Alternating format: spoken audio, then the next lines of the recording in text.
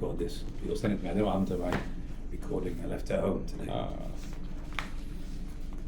Okay. Oh, hello. Let's get my stuff. Oh, that's okay. I think we're going to double our class by 50%. All right. Okay, we're chapter 20. Chapter 20, what's happened is David is on his way back. He's crossed over the Jordan with several people who were accompanying him, including Shimi ben Gera, who cursed him, 1,000 men from Benjamin, who Shimi ben Gera had enlisted to join him, the elders of Yehuda. We also mentioned half of Israel. I understand the Mefarshim say that means those who were originally on David's side. I mean, those who had joined his forces from the other tribes. We also had, what's his name? Barzillai Hagiladi, who was a bit promiscuous, right? Enjoyed listening to women singing, it seems, right? That's promiscuous. Yeah. I mean, it's not the end of the world, it's not a biblical violation, and it could be in those days it wasn't even rabbinic, right? But like we said, we didn't expect David's friends to be into that.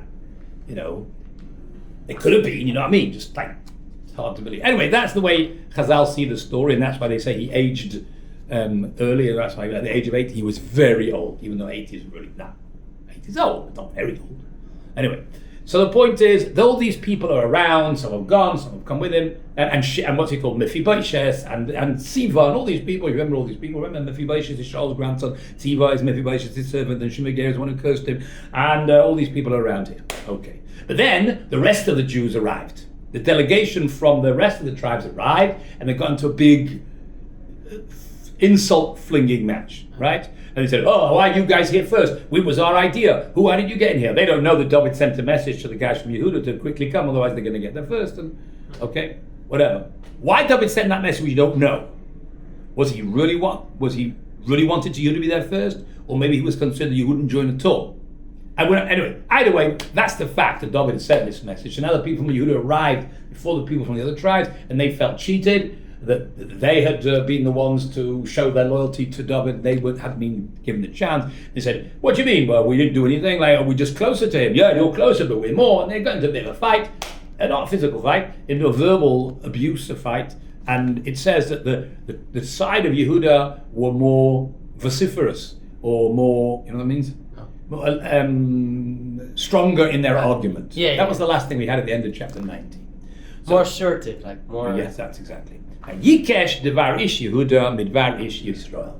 And the words of the people of Yehuda were Yikesh. Yikesh from the word kashet, means stronger, harder, harsher than the words of the men of Israel. The last line. That was the last line on chapter 20. No, chapter 19. Chapter 20. Isham, there, Nikra, just happened to be Ish Belial, a man without conscience. Something like that. That's a good translation, I think. It means, we've had this word before a few times, it means a person who just did whatever he wanted. That's what Shimi ben Gera called David.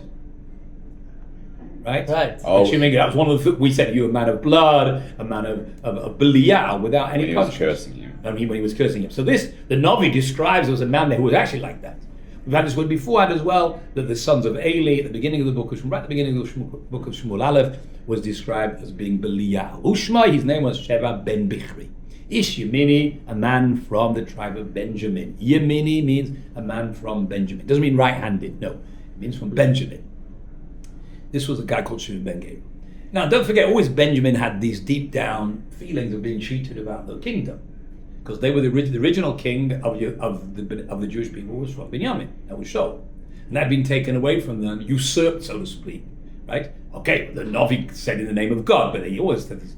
Deep down, I suppose they felt this type of, grudge against the fact that it had been taken away from there. Now it was in the tribe of Yehuda. So, Yiska b'shofar, and he blew on the shofar.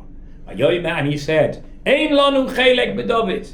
We have no portion with David. This is a new rebellion. We have nothing to do with them. If they don't want us, we don't want them. That's basically what's going on here, right? The tribe of Yehuda, joined David first. And the other people felt rejected, so they said, okay, if you don't want us, we don't want you. But like Nachal Alanu, and we have no inheritance, but Ben Yishai with the son of Yishai. That's more or less the same idea, in different words. Obviously, deep down it means a little bit different, but that's basically the same idea. Ish le ohalav Yisrael, each man to his tents Israel. means he's telling we should all go and have nothing to do with David. And what will we do? Eventually we'll erect our own king. We'll make our own kingdom, just like the southern states of America broke away from the northern states in whatever it was, 1840s, where was it? I don't know, whatever, right? They seceded from the Union, right? So they're doing the same. We had a Jewish kingdom, and we don't want anything to do with you. We don't have to take you as king. We don't want. And therefore, maybe they do because the Navi said, but they don't feel they have to. All right.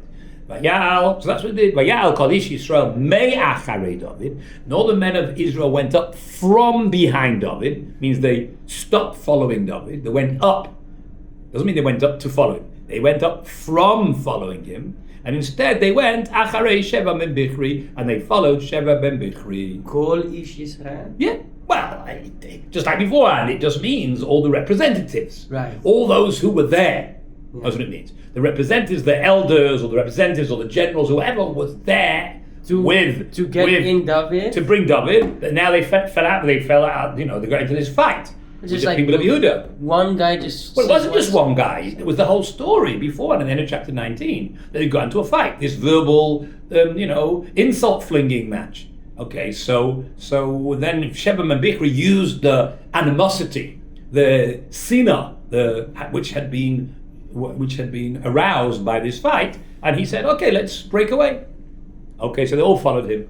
The Ish Yehuda, but the people of Yehuda, Dib Dovku, they stuck, like in Devek, they stuck B'Malcolm with their king, Mina Yarden, from the Jordan at Yerushalayim. So they walked him back or marched back to Yerushalayim to reinstate him as king.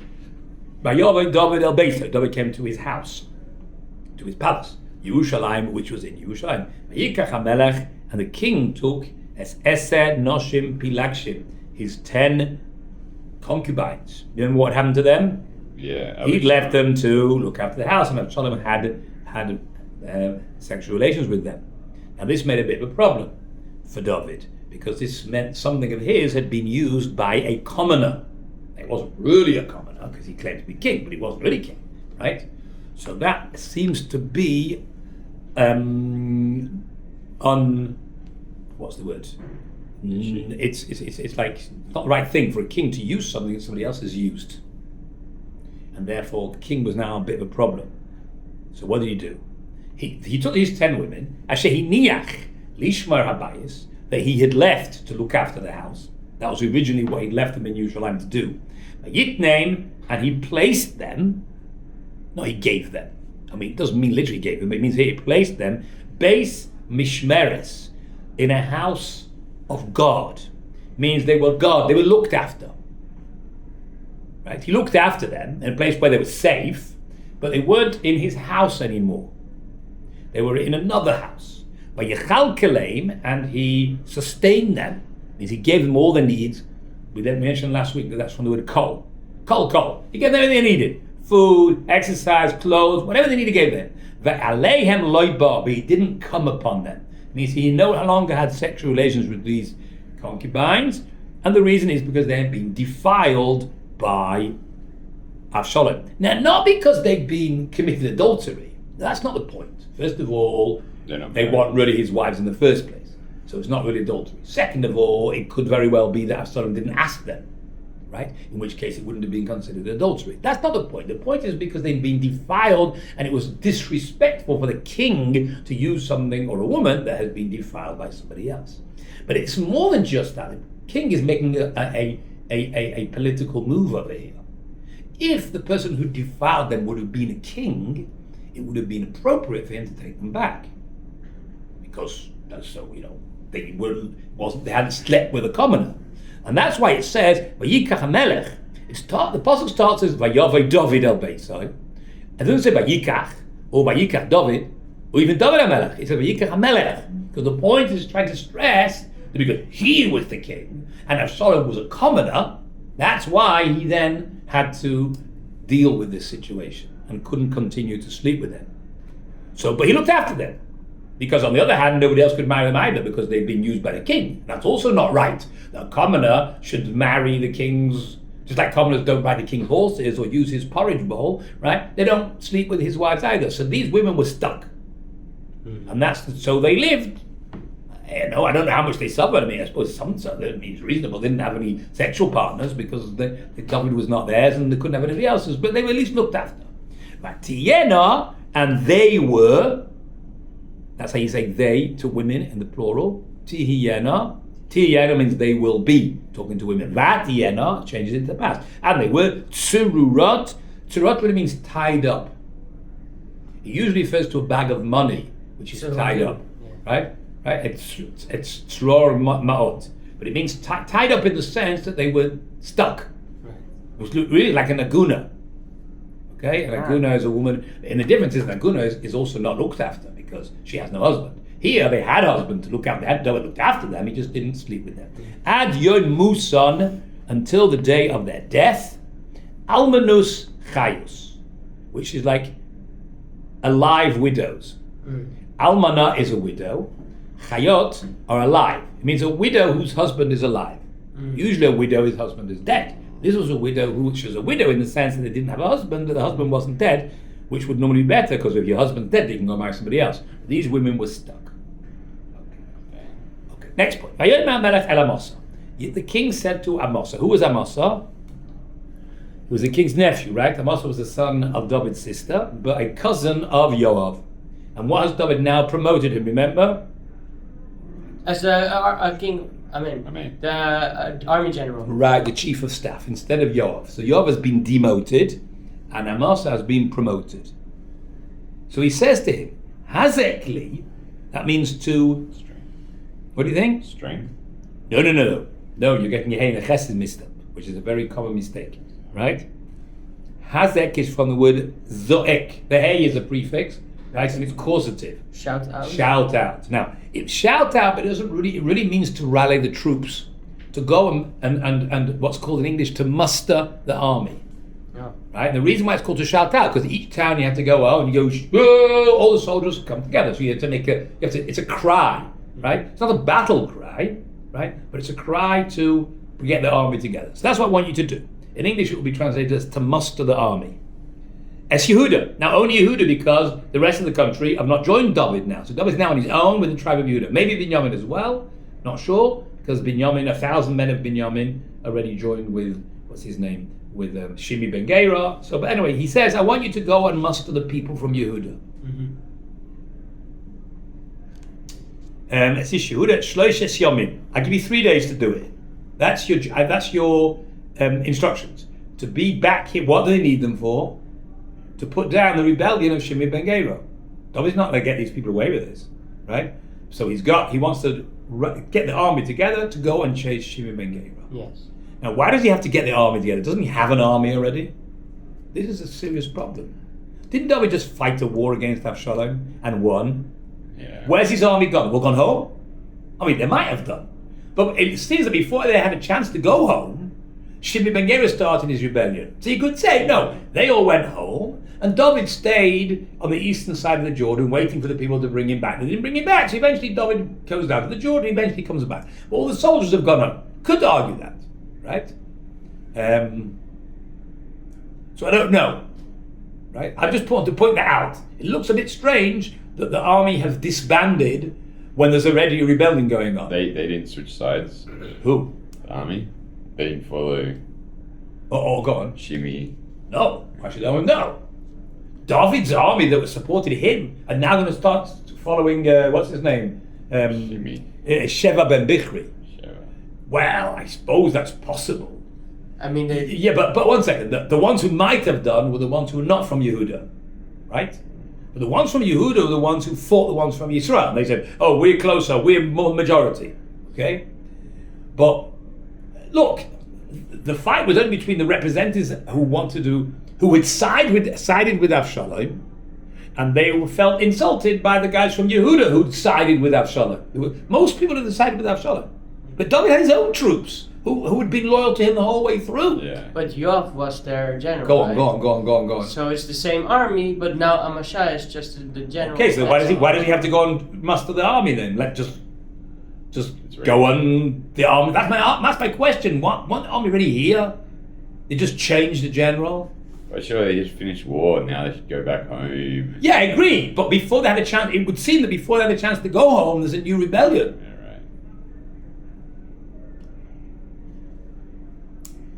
So I'll tell you my take, and I have a proof from it later on. But my take on it is that David felt that his soldiers were so loyal to Yoav that they wouldn't serve under Amasa. You know what I'm saying? Yoav's troops were his troops. So when David says, I got rid of your general, they say, well, you got rid of our general, we're not fighting for you. I mean, they didn't have to say it like that. You know, but they were loyal to David, but they would have had a problem fighting under, especially the head of the enemy. Don't forget, Amasa was the head of Absalom's troops. Although David's given them pardon, right? But they're going to fight under Amasa's leadership. So he said, Amasa, you're going to go and bring your guys. I've got rid of Yoav. I'm not interested in Yoav anymore. Which means I've really excluded all his soldiers too. You're going to go get, if you want to be my general, you're going to get your guys, meaning the guys who sided with you against Avshalom, to support Avshalom. And if you want me to pardon you, you're going to show that you're going to come and going to put down the rebellion of Sheva ben Bichri. Which they'll have no problem with, because they didn't like Sheva ben Bichri either. You know, they may have supported Avshalom being from Yehuda, right? And being David's son. But Sheva ben Bichri, he's from Binyamin. No one's going to support him. They wouldn't have a problem with that, but that's why I think David has a problem of asking Yoav's soldiers to fight under the command of... Why did he get rid of Yoav again? Oh, well, because Yoav, first of all, Yoav killed Avner. That was a really long time ago, right? He also killed Avshalom, which we don't know if David knows about that, right? And he was very hot-headed, and David didn't. Yes, David never really wanted him in the first place. He was just waiting for an opportunity to get rid of him, right? So it could be this was the opportunity. Why? Because I don't need you or your troops. I have another general who's very apt, led. Okay, they lost, right? Yeah, exactly. They lost because I got on my side, right? But if they join me, then they will win. So it could be that he's telling him, go and rally up your troops who've run home after the battle, having lost, and bring them, and we'll put down Shep ben Bichri's thing. And what will be Yoav's troops? Okay, so they'll go and sit learning Kollel. I don't know what they do, but they'll have a job now, That's my take, but we'll see whether it works out. So, Vayelech Amasa, and Amasa went lehazik es Yehuda, to muster the soldiers of the tribe of Yehuda. Vayoicher min hamoyed asher ye'odoi, and he delayed. Yoicher is from the word le'acher. Le'acher doesn't mean after. It's related to the word after. When you come after the time you're supposed to come, you're late, right? So it's from the word le'acher, where the aleph is missed out. It means he delayed. I mean, he didn't manage to bring the soldiers within 3 days, and he was late. Min hamoyed, from the time, asher ye'odo, that he had timed. Ye'odo is just the verb from moed, the same word, right? Right. Yi'ud is, they say on ways, yeah? Higat al hayad. What does that mean? It's like you got to the destination, right? Okay, so that's the yad, same word. Min hamoed asher ye'odo, from the time that he had fixed. Okay, what's David going to do now? He had fixed us in that. David fixed 3 days. Yeah. David said 3 days. 3 days came, and Amasa didn't arrive. Now, why? There's no hint in the Pasuk why, right? Fascinating story that Chazal explained why, but in the Pasuk there's no hint. He was late. What could it mean? We don't know. But David's got a problem now. He's got a rebellion taking place in the Sheva ben Bichri. Okay? Yoav's basically being deposed, right? And he's told Amasa, it could be this is a trial. Amasa, you want to show that you want me to forgive you and all your soldiers, so bring them to put down the next rebellion, and that will show that you're on my side. Fine? And Amasa doesn't turn up. So it looks like, from David's perspective, that Amasa's not really so keen on this. Yeah. He didn't manage to get his band. I'm not interested. Who cares? Let's join Sheva ben Bichri. Why do we have to support David? We've got somebody else. We don't like David in any case. We just had a war against him, right? So why should we support? We don't know, because David doesn't know. He just knows they haven't come when they were supposed to. Okay, so what's he supposed to do? And he can't let their rebellion of Sheva ben Bichri get out of hand. The longer it takes to put it down, the harder it will be to put down the rebellion, because they get more established, they have more support, right? You have to, you nip them in the bud, right? You have to get them before they manage to spread. So David's in a dilemma. What should he do? To turn to Yoav he can't do, because that's really what's it called? Embarrassing. He just got rid of Yoav, so he finds Avishai. Avishai is Yoav's brother, right? And he's always been a supporter of David. He's also a bit hard-headed. He wanted to chop Megera's head off. He was the one to kill Shaul in the cave, right? There's lots. Avishai is also hot-headed, right? But at least he can turn to him and ask him, Ato now, Yeira Lonu Sheva Ben Bichri. Sheva Ben Bichri will be worse to us. Yeira from the word Ra, right? Not from the word Reya, meaning a friend. No, Ra. He will be worse to us min Avshalom than Avshalom.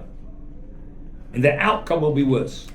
Ato, you, Kach es Avdei Adonecha, you take the servants of your master. Now, who are they? That's the troop of. That's what I think. It means the troops of Yoav. David's not saying take my troops, because they would say, Avadai, take my servants. The servants of your master, of course I'm your master, but in a sense Yoav is, because Yoav is the chief of staff, right? So I want you to take Yoav's soldiers and go and fight. What can I do? I have no choice. That's why I think that it's clear that there are two sets of troops. Otherwise, if Avishai has gone to get David's troops, who's Avishai going to take? There's nobody else to take. It must be, no, there were troops. There were no problem. They wouldn't go. They would only go with Yoav. So he said, okay, so go with Avishai and they'll do that as well, possibly. Hello. Hello, nice to meet you. Who are you? Roy. Roy. And you were told to come to this class? I'm excited to. It was really amazing. Oh, I'm glad you heard that. I I hope we can keep up. Where are you from, Roy? LA. LA, okay. All right, let's go. So David has rebellion on his hands. I'm sure I can't go over the whole story. You just have to listen. Okay? David HaMelech, right, has rebellion on his hands from Sheva Ben Bichri. And he sent, this is complicated. He sent Amasa, his nephew, to rally the troops. And he lays on page 47. And what does he do instead? So he says, you know what, Avishai, that's another nephew of his, go and take your troops, or Yoav's troops, your brother's troops, and go and do the fighting instead. Because I wait for Amasa to turn up. I gave him 3 days, he didn't turn up on time. I don't know what's happening, some problem. Okay? Isn't David like in a very weak position at this point? Like, He is, definitely. He's got no one to help him. Right. Right. Like, If you describe it the way I'm describing, right, his troops are loyal to their commander, who is Yoav. Yoav has just been thrown out by David, been demoted, right? And now we've got Amasa instead. Amasa's troops are not coming here, so Yoav has no army, right? So his only solution is to make a compromise and ask Avishai, who's his Yoav's brother, if he'll take Yoav's troops to fight. Okay, so if he's a loyal soldier, he'll do it, right? I mean, Yoav would also have done it, right? But that was going to ask Yoav. Now that's really what's the word? Coming with your tail between your legs. Exactly. They got to. I just get rid of him. I'm going to ask him to come back. Yeah. If he asks him, he'll come back. But that's not so straightforward. So this is maybe a compromise solution that we can save face, as they say, right? And ask Avishai to do it instead. These are all his relatives, all his nephews. All three of them are his nephews. Right? Okay. So that's what he says. Ata, you, kach es avdei Adonai, take the servants of your master. So I'm translating your master here meaning Yoav, although that's a bit of a chiddush, right? Uradov acharav, and pursue after him. After who? Doesn't say who. After Sheva Ben Bichri. Pen, lest, what we worried about, Matzaloi orim b'tzurot. He will find for himself fortified cities. And that's the worst thing. If Sheva Ben Bichri, who's this rebel, who has, we said most of the Jews on his side, well, that probably just means most of the representatives at that original meeting, right? But they will then find a fortified city or fortified cities, and then v'hitzil eineinu, and save our eyes. Our eyes. What does that mean? No. V'hitzil eineinu. V'dof achar panim tzavei mitzvot. V'hitzil eineinu. I don't know. It means it's so much Sheva Ben Bichri. Sheva Ben Bichri will find the fortified cities and save our eyes. Save our eyes. No, maybe hitzil is from the word sail, meaning to shadow. That would make more sense. It's just cover your eyes. Yes, it means then it maybe means to make our eyes dark in the sense that we won't be able to see where we're going. But it's just a strange way of saying it. The hitzil usually means to save. Although maybe that dot in the tzadi is a giveaway. I don't know. We'll have to check it out for tomorrow. Please God, we'll check it up. Hitzil Eineinu. Vayetzu Acharav Anshe Yoav. Oh, so who's going after him? After him means after Shaul HaMelech. Who's going? The men of Yoav. Right? So I know that David was referring to the men of Yoav when he said the servants of your master. Just Yoav isn't the leader. Now it looks like from the rest of the story Yoav actually went too. You'll see in that Yoav was also there. He just wasn't the commander anymore. Fine, Yoav is still he's my king, I accept, I've been deposed, right? It's just that practically speaking, his soldiers are not going to fight well under Amos's command. It's not like they wouldn't have fought. They said, no, we're on, like here in Kaplan. Yeah, the guys didn't come for duty because they're annoyed with the High Court. Yeah, so the pilots didn't turn up for... No, they'll fight, but they're not... Their morale will not be the same if they're fighting under someone who's not their commander, especially if he's the commander of the previous enemy, right? So they're under now the command of Avishai, and Yoav's there too. You'll see from the end of the story that Yoav was there as well. Not only them, the Hakresi, the Haplesi, we mentioned them beforehand. They were the slingshots and the archers, who were David's crack troops, who were always the royal guard, and all the strong men. So they were around again. Clear they were around, but they didn't go to fight until they were called to fight. They went from Yerushalayim, Lirdov, to chase Acharei Sheva ben Bichri, to pursue Sheva ben Bichri. Again, he's the rebel who had started a new rebellion against King David. So David has sent Amasa to rally the troops of Yehuda, and they didn't turn up in time. And Yoav is on his way to take the fight. Haim, they are Im ha'even hagdolah. Im means with, but here means next to. They're next to the big stone, Asher Givon, which is in Givon. So no, you've never seen it. You've never been to Givon. If you went to Givon, maybe you'd see it there. Maybe you wouldn't. Whatever. They knew this. The people who read this story knew there was a big stone in Givon, and that's where they met. Amasa bar lifneim. All of a sudden, they find Amasa. Amasa's on his way with Amasa's troops. Right? Because although Amasa hadn't rebelled against David, it just taken a bit longer. David had given him 3 days. It took him 3.5 days. And David saw that as a sign of rebellion or whatever it is. Didn't have the ability to rally the troops. They weren't interested in fighting against Sheva ben Bichri. They just fought a war against David. Or they weren't interested in supporting David at all. We don't know why, but they'd been delayed. But in actual fact, they hadn't refused to come. It just taken a bit longer. Okay, and actually, a fascinating story that Gemara adds in, right? Why did it take Amasa longer than David expected? Look, if David gave him 3 days, that means that 3 days was enough time to come. Mm-hmm. So what took them this extra 6 hours or extra 2? I don't know how long it took. Right? It doesn't say how long they were delayed. What took them longer? So Chazal say, the Gemara says, when Amasa came, that soldiers were yeshiva age, right? They were in yeshiva and they were learning. Right? When it's time to go, we'll go to fight. But they said. Amasa said, I can't disturb them now. They're in the middle of, they've just started a sugya. They just started, what are you doing, Gemara? Yiyu Shalom Midash, you did that sugya? Bava Mitzvah. Bava Mitzvah, you're doing any Mitzvahs, right? We're doing, wait, what? What are you doing, a mafkid? Yeah. Okay, so they just started the sugya of Shema Shemasa LaShema. You did that? Right. One Shema gives to another Shema. Shema Chinam gives to Shema Sacha gives to Shema Chinam. Okay, they just started that sugya. Shema says, I can't stop. They have to come. You have to wait till they get to the end of the sugya. It'll take them a day or two. When they get to the end of the sugya, then okay, before you start the next sugya, go out to fight. So he waited and waited and waited, and it took him longer. And that's why he came late.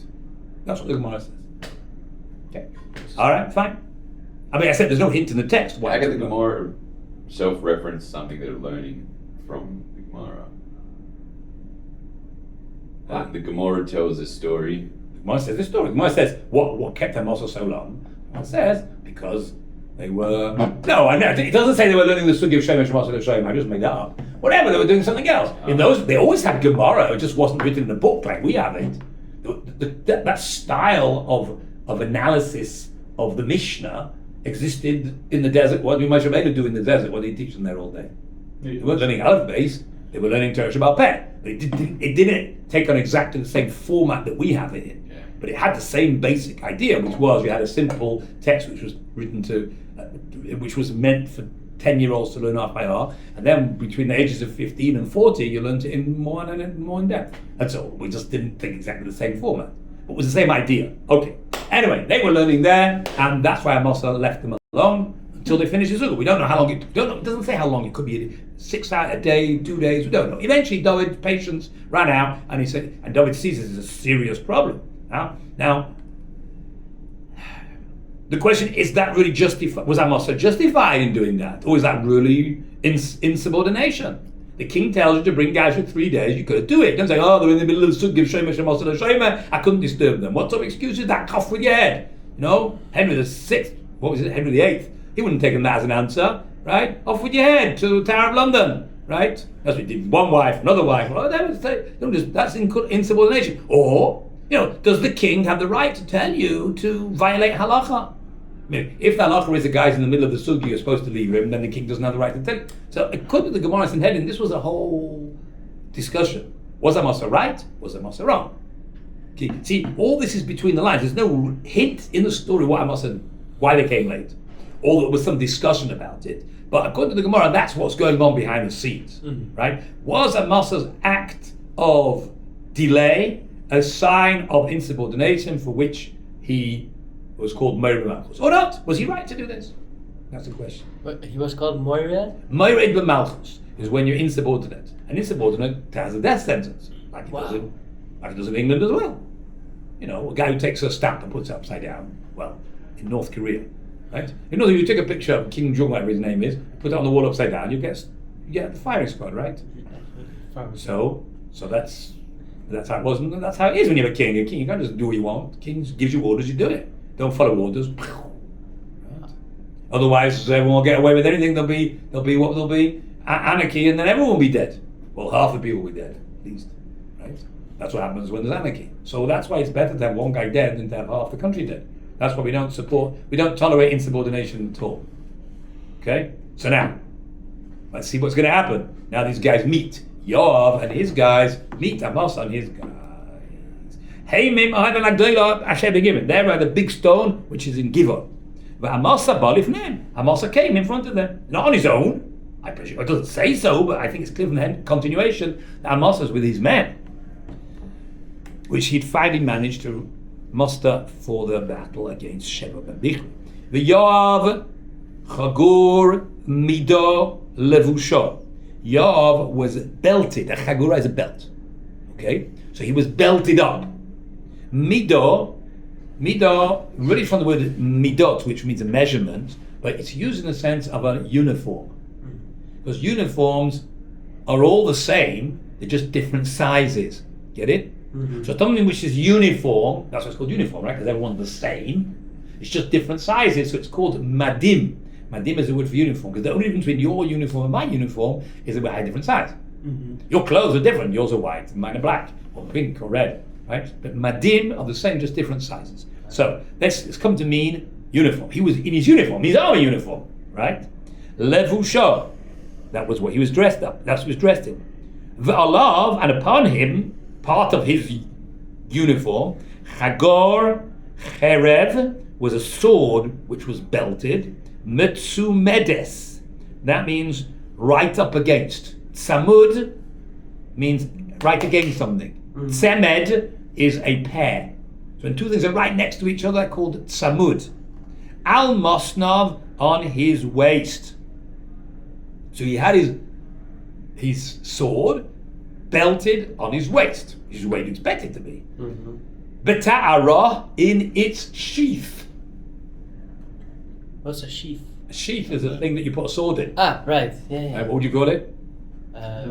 Mulligan's. I don't think. In Double Dutch, they don't have them. They only have flowers. Yeah. In Holland, they don't have swords. What was sheath? Ta'ar. Ta'ar here means ta'ara, it. The dot at the end is the feminine possessive. In its sheath, ta'ar. Does Torah not also mean like purity? No. It does, but that's a completely different. That's with a tes and a hey. Right? That's tahara. Tahara. This ta'ara with an ayin, and it's a tough at the beginning. Although the word ta'ar usually means a razor. Ta'ar lo yavor aroisha. You mustn't have a razor, but it doesn't mean that here. I don't know if there's any connection between the two words. No idea. But here it means. So it was in its sheath. V'hu yatsa vatipo. It fell out of its sheath and it came out and fell to the ground. Oh wow, that's interesting. That means it could have come out and Yoav could have caught it. No, it fell out and fell to the ground. Ooh, maybe on purpose. Yeah. Maybe by mistake on purpose. Yeah. Right? Okay. Wait, Rabbi, is it not because there's no dagesh in the taf? Is it not a saf? The Sarah? Yeah, correct. It's just usually the word on its own wouldn't have a b. So it would be tar. It's b, sar. That's all. But the word on its own would be tar. So it came out, the sword came out of its sheath, Bati, Paul, and she, because the sword is feminine, the sword fell, which was very inconvenient for Yoav. We'll see in a second why. You don't know what Yoav's about to do. And Yoav said to Amasa, Hashalom ata achi? Is that, hey is a question. Is everything okay, my brother? Like, where have you been? Like, you have an excuse of why you're late? Should I see this as a sign of insubordination? What's your excuse? It doesn't say all that, right? But I think that's what behind Yoav. Is everything okay? Well, why shouldn't everything be okay? Right? Sure, everything's okay. Means, why are you late? Okay? Now, it could be that whole discussion, I have no idea. Right? It could be, look, I was late because they were in the middle of just started the sukkah, I couldn't disturb them. You think that's an excuse? The king tells you come, you come. Yeah, but this, whatever, I don't know. The whole debate's not mentioned here, right? Okay. Vatoichez yad yamin Yoav, and the right hand of Yoav got hold of. Tochez, usually there's an aleph missing, right? And the verb is usually achaz. Aleph ches zayin, right? Achuz. And what's achuz mean? A percentage. Very good. When did we learn about it? In last week's parish, we read it yesterday. With all the spoil they brought back from the war, they had to give 2%, right? But you should know the word achuz doesn't really mean percent. It just means to take hold of. Oh, wow. Echad achuz min hachamishim means 1 out of 50. You take hold of 1 out of 50, so that's 2%. So echad achuz min, it doesn't mean 1%. It's 1 out of 50. But it's come to mean percent because that's the way we talk, right? Yes. But achuz does not mean percent. Achuz means take hold of. But you take out 1 out of 100. Maybe you take 1 out of 50, it's 2%. Get it? Okay, so achuz means to take hold. So he took hold of bizkan amosa. What's the zakan? A beard. A beard. Well, what did you say? Old. Right, very good. That's the word zaken. Same letters, different vowels. Zaken is old. Zakan is a beard. There's probably some connection between those words, because usually an elder will have a beard, you don't have a beard until you're older, whatever, I don't know exactly what it is. Anyway, it's different words, right? This is zakan. Is this super, Don't forget, in those days everybody had a beard, right? Yeah. You mentioned that, so Alexander the Great told his soldiers they have to shave, so that you wouldn't be able to do this. It's exactly what he wanted people couldn't do. To get hold of your enemy, right? The best thing you want to do is get hold of his beard, then he can't get away, right? So this is what he did. He got hold of his beard. Why? Linne Shoklo, to give him a kiss. He was his cousin, right? Yoav and Amasa, first cousins, their mothers and sisters, right? Good. One is a previous chief of staff of David, and one is a present chief of staff. Well, I know they're both sort of, whatever. But it's a bit of a complicated political situation here. But one has been deposed, and one is in, and he got a bit late. And now, okay, so he Amasa wants Yoav in power. Amasa wants Yoav in power. Why? Because Amasa let his sword by accident fall. Wasn't Amasa, it was Yoav. It was Yoav's sword who fell by mistake on purpose. It wasn't by mistake, you'll see in a second, right? But Amasa lo nishmar, wasn't careful. Bacherev asher b'yad Yoav, which the sword was in Yoav's hand. It was very innocent. Now, you have to understand, Amasa knows that Yoav doesn't like him because he just took Yoav's job. You understand? Yoav had the most powerful position in the country, which is the head of the army. Clearly that's the most powerful position, besides the king, right? Maybe even more powerful, I don't know. Right? And Amasa has just been given this position. So you can imagine that Amasa knows that Yoav probably doesn't like him, right? Even though they're first cousins, but that could be, often first cousins, fine. Okay? Now, he also knows that Yoav is a bit of a hothead. Right? He's killed Avner, he killed Avshalom, right? He burns down Avshalom's field to get his attentions. No, it was the other way around. Oh, that was Avshalom burnt Yoav's field. No, it wasn't that. Okay, right. So we know that Yoav's not such a nice guy to deal with. So under normal circumstances, he would have been on his guard, right? But this is very interesting. Yoav's sword fell on the floor, he picked it up, and before he had a chance to put it back in his sheath, they came onto each other and he gave him a big hug and he pulled his beard and then he took his knife and went. Whoa. Whoa! Vayakeyu ba el hachomesh, and he hit him with his sword in the fifth rib. This is really the third or fourth person who's been hit in the fifth rib. That was the way he stabbed him. he stabbed him. And Yoav killed Amasa. Whoa. Top of page Wait, 48. so the guy, he took his position. He's now dead. He's now dead. So he went to kiss the guy who he took the position of. And Right, pretending to kiss him. Yoav, no. Yoav was the one who pulled. He says, "Hi, Amasa, how you doing? Everything okay, my brother?" He pulls his beard and he's got his sword in his hand. Where he just picked it up off the floor. Right? It's very innocent. Wait, so he took his job? He took your job? He took my job, yeah. Okay. So now Yoav's got rid of the guy who just took his job. Wow. Wow. That's But- wild. So now Yoav's, this is the third person Yoav's killed. Wait, he kissed it. He did kiss him. Yeah, well, I don't know if he managed to kiss him. He says he pulled his beard to kiss him. Oh. He understood. Amasa understood. Why is he pulling my beard? Because we're buddies, right? Right? So he pulls him with his one arm to kiss him, and in the other hand he's got his sword, which he stabbed him with. Are you the hothead? Or is he the hothead? Oh, I'm the hothead. Right? I've already killed 3 people. I killed Avner, who was the head of Shaul's army. I've killed because he killed my brother. That's another story, right? Because he killed his brother in self-defense. But whatever, that he's killed him, and he's also killed Avshalom, who was the rebel who rebelled against David. He hasn't killed good guys. I mean, he's got an excuse each time. And he doesn't go around killing About people in this broad time. daylight.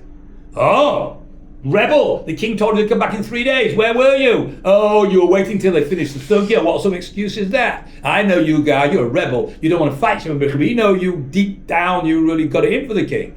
I'm the guy who's loyal to the king. You are a supporter of Avshalom, right? I'm also a supporter of Avshalom. Now, is that his real reason? I don't know. His real reason might be because the guy took his job. I don't know. That's being cynical, but that might be the truth.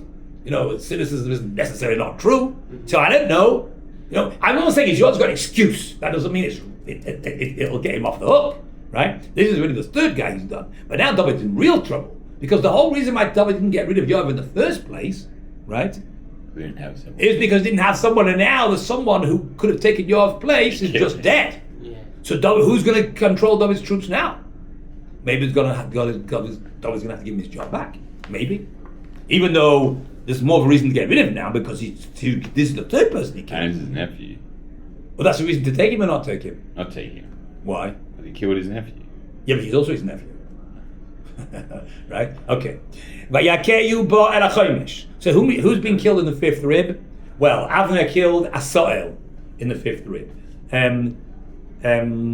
Yoav killed Avner in the fifth rib. When they killed, what was his name? Oh, they killed Ishbosheth also in the fifth rib. Who was he? Rechav and Baana, right? This is the fourth person. So it's clear the fifth rib is a place where you get someone when you want to get him without needing a second go, right? It's just on top of your heart. I think it's just around over here Looks somewhere. like And the Chazal say it's the place where your spleen, where the liver and the gall bladder are joined together. So that's the point. Get in there, you don't need a second try. Well, what's the depth? Like, is there any depth behind the fifth rib? It's interesting that the word to be armed in Hebrew is chamush. That's how you say it. Why? It's from the word. Fifth. Well, because it's just the fifth rib. Yeah. Either because that's where you try to get somebody, or because that's where you hold your sword. That's what it is. It's over here. All the way down there. Well, I don't know if it's down here. It depends if it's a dagger, depends how long the sword is. I don't know. Right? Could be some people carry their thing over here. Or maybe that's where you get people with your sword. I thought it'd be up more higher. Maybe that's where you're supposed to keep your sword. Ready to pull out. You're thinking of a big thing, right? Big, like, Yeah, maybe a like dagger. Richard the Lionheart. Yeah. Maybe you have your gun. I don't know. Anyway, it's interesting that the two words are the same word, right? Chamush means armed, and that's what they're doing over here. Chomesh, fifth rib. All right. Right. Yishpoich Meyav Outsa, and his intestines poured out. Wow. What? Meyav, I mean intestines, it's his stomach. I don't know which part of the stomach, right? Probably whichever bit is the nearest, right? I mean, it was a real. It wasn't a small hole, because the intestines won't come out of a small hole. It means he really got it. Yishpoch Meyav Outsa, and his innards were poured out to the ground. V'loy shana loy. Means he didn't have to do a second strike. Shana is like the word sheni. He didn't have to hit him again. Once was enough. Usually you get with a guy with a dagger, you've got to do more than once, right? You don't kill the guy with a dagger unless you slit his throat. right? No, but these guys were the best, you understand? This was Yoav. He wasn't the chief of staff for nothing, right? It wasn't just because he was David's nephew they picked him. No, this guy knew that this was a professional killer, okay? And he once was enough, by Yomos, and he died. Rabbi, is there a correlation between Shana as in what it means here and Yes, Shana usually like means a year. The reason why a year is called a year is because it's a repetition of the previous cycle. It goes round and round, it goes over again and again. Which is what a Mishnah is. A Mishnah is something you're supposed to learn till you know off by heart. Or it could also be the Mishnah right second to the Torah. Right, the Torah is number 1, and the Mishnah is in level of learning is number 2. That's what's called Sheni. It's also the letters of Neshama, but that's just a nice idea. The word Mishnah means, right? Like the Book of Devarim, we just started, right? The Book of Devarim, what's it called? Mishnah Torah. How do you say it in English? Deuteronomy. Correct? The Book of Devarim is called Deuteronomy means 2. Like duo or duet, right? Or Dieu, as you say in French, right? Means 2. So Deuteronomy means a repetition of the Torah. Because Moshe Rabbeinu is basically repeating the story of the Torah and many of the mitzvahs of the Torah as the Jews get ready to enter the land of Israel. So that's just yeah. All right. All right. Maybe we should answer because I was going to keep ringing when I try recording the next class. Yeah. Okay. You ready? So that's it. He didn't have to repeat, and he died. And it's interesting. There's a samach in the middle of the pasuk. You notice that unusual feature, but it's not so unusual. We've noticed it many times, and it seems to be telling you to take a pause. We're in the middle of a thing. They took a pause. You know, what do you do now? We just killed Amasa, and everyone is in shock. Yeah. Right? Yoav isn't in shock. Yoav had his planned. But did Yoav's troop knew or the what? That he was going to kill him? No idea. Very unlikely. I have no idea. This is everybody's like shocked. Like, what do? I guess so. So anyway, there's a pause. There's a break before we continue the story. Yeah. But we've got to get a move on, right? Because we're going to put down the rebellion of Shaul and Bichri. Right. The Yoav Avishai Achiv and Yoav and Avishai's brother Radaf pursued Acharei Sheva ben Bichri. They just carried on. What about the troops from brother? Well, Yoav and his brother. Avishai was the head of the troops. Yeah, there's 2 sets of troops here. David's loyal troops who were loyal to David under the command of Yoav, who were now under the command of Avishai, Yoav's brother, and Amasa, who went to the tribe of Yehuda to get a new set of troops because David had got rid of Yoav. So David felt that Yoav's troops will not fight properly for him. So he sent the new chief of staff to round up a whole new set of troops who originally had been fighting on Avshalom's side. But Avshalom was now dead. And they will fight now on David's side, hopefully to put down this new rebellion of Sheva ben Bichri. Okay? So now, these 2 sets of troops have met in Givon. And their chief of staff had just been murdered by the brother, Yoav. Okay? And Yoav says, well, that guy's dead. Let's go. We've got a job to do, guys. We've got to fight Sheva ben Bichri. So Yoav and Avishai just carry on as if nothing's happened. The troops from Amasa. Now, let's see what's going to happen with them. But Yoav, now, who's now in charge of Avishai's troops? It's really Avishai's in charge, right? Yeah. But on the other hand, Yoav seems to be taken. Well, Yoav just killed the opposition, so that could be automatically Yoav's in charge. But I don't know. Yoav is going to be in charge of Amasa's troops. Who could be? Well, let's see. Depends what they did. They could decide to go home, right? They say, I thought they were going to rebel. Kill them now. They could be, right? On the other hand, there's a more important job that has to be done, which is to put down the rebellion of Sheva ben Bichri. So Yoav hasn't rebelled against David. On the contrary, Yoav maintains that he has supported David against the rebel called Amasa, who didn't come with the troops in time, which means that he's insubordinate, has not taken David's word seriously. Right? So Yoav said, okay, we've got to put down this rebellion of Sheva ben Bichri. He's not a rebel. On the contrary, he's very loyal to the king, at least in his opinion he is. Right? Let's see what happens. Yoav and Avishai, his brother, they pursued after Sheva ben Bichri. Okay, now what happens to all the rest of the troops? The Aish Amad Alav, and a man stood upon him. That means stood by, not upon. It means somebody stood next to the body of Amasa, which is now in the middle of the road. Right? Yoav just carried on as if nothing had happened. Right? Not because nothing's happened, because we've got a job, we're going to get on with it. Right? Something very big has happened, but okay. So somebody stood next to Amasa's dead body. Mina Are Yoav, of the lads of Yoav.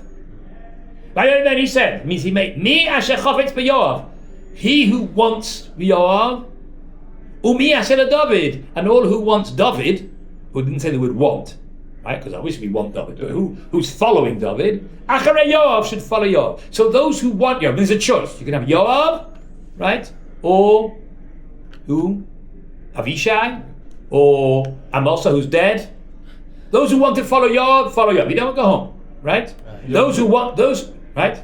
These are one of the kids of Yoav? Sorry. Again? These are one of the kids of Yoav? No. Nara doesn't mean kids.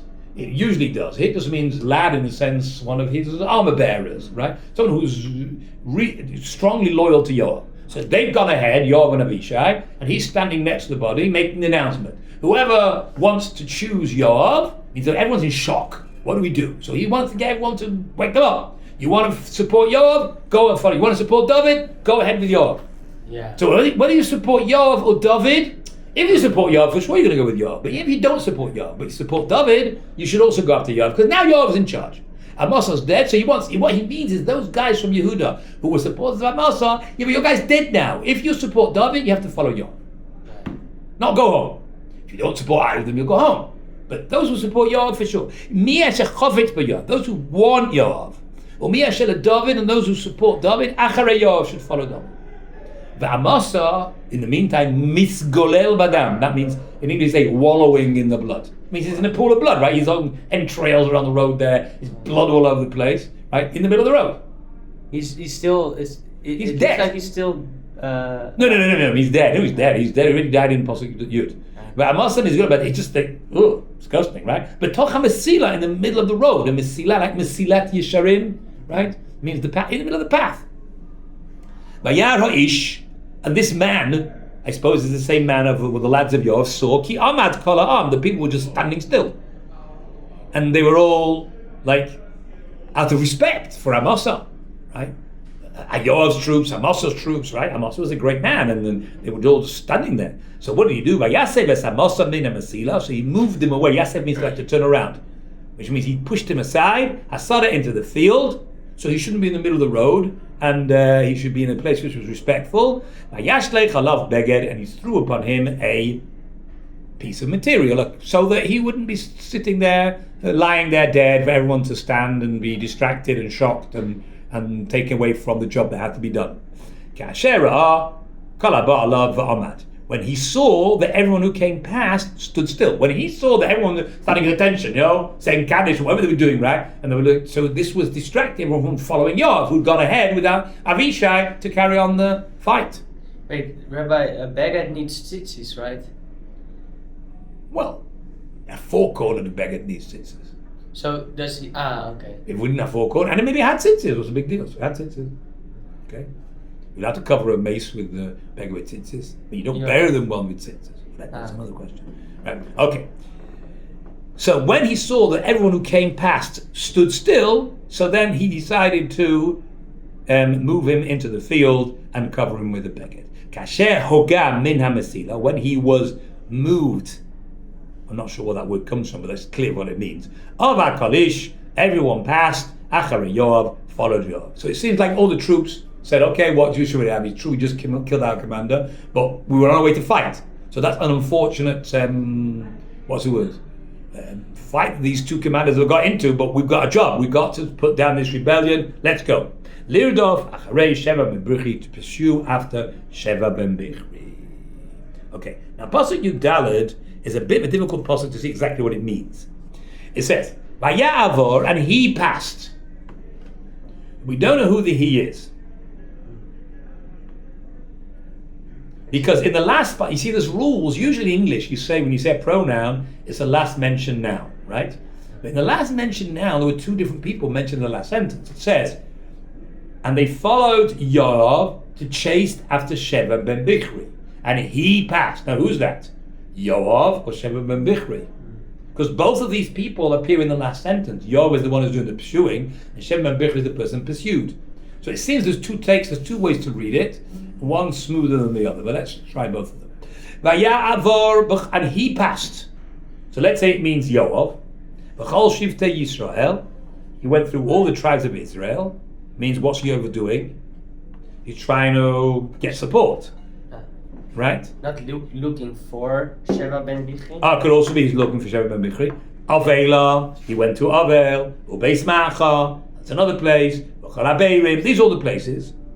Vayikohalu, and they became a big crowd, like a kahal. Vayavo afacharov, and they followed him. So, if that's referring to Yoav, it means Yoav wasn't just looking for Sheva ben Bichri, he was actually looking for support. That's a bit racist. Yoav doesn't need support. He's got an army. He's got two armies on his side, right? The army of Yoav and the army of Amasa. He doesn't need them. More likely, he's talking about Sheva ben Bichri. Sheva ben Bichri, he went from one town to another looking for support, and people, he got big support. Okay? Now, Vayo came. So, if they is the same people, that's really weird. Why are they? Who's the? They are the supporters of Sheva ben Bichri. Why are they besieging Aval Beis Macha? Whatever against Aval Beis Macha. So it seems that you have to change the pronoun here. This is referring to Yoav, which is strange because it's all pronouns without any clarity. The first one was not clear, but now the first one has become more clear. The second one is swapped again. Wait, well, how is it? You can't say Vayavoyo means and they, the followers of Sheva ben Bichri, came to Aval Beis Macha. They were already there in the previous pasuk. Why are they besieging Avel now? A minute ago they went there to support.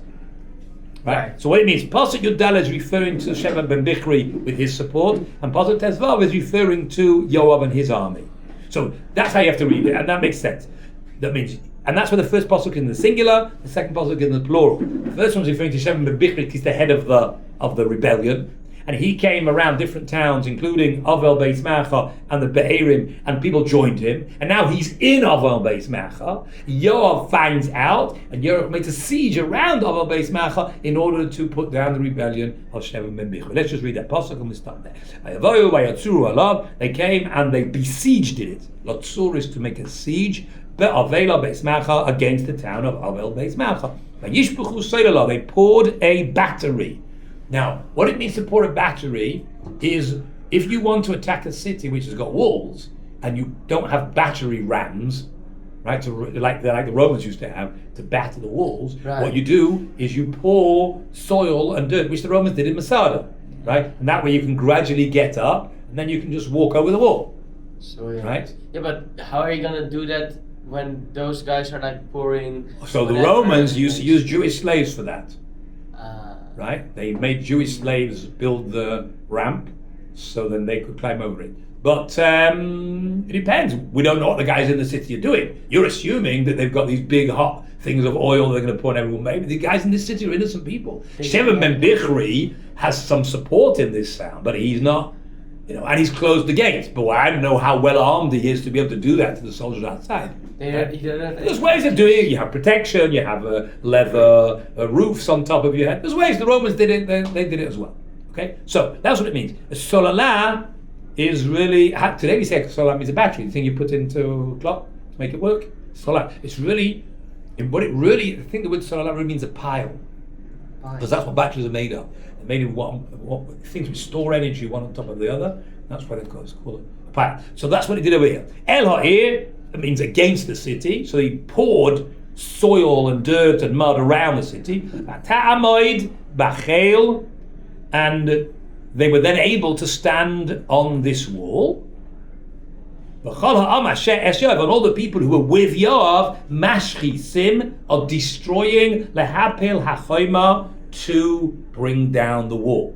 There's the two walls over here. One's a smaller wall, one's a bigger wall. The bigger wall is the fortified wall of the city. In order to push that wall down, they have to build their own wall, so that it's not so high, the top of the wall. Right? The higher they are, the closer they are to the top of the other wall. Once they're close by, they can start bashing it. Right? Obviously, the top of the wall is the weakest part, because it's open. The bottom of the wall's got the whole of the support of the top part of the wall.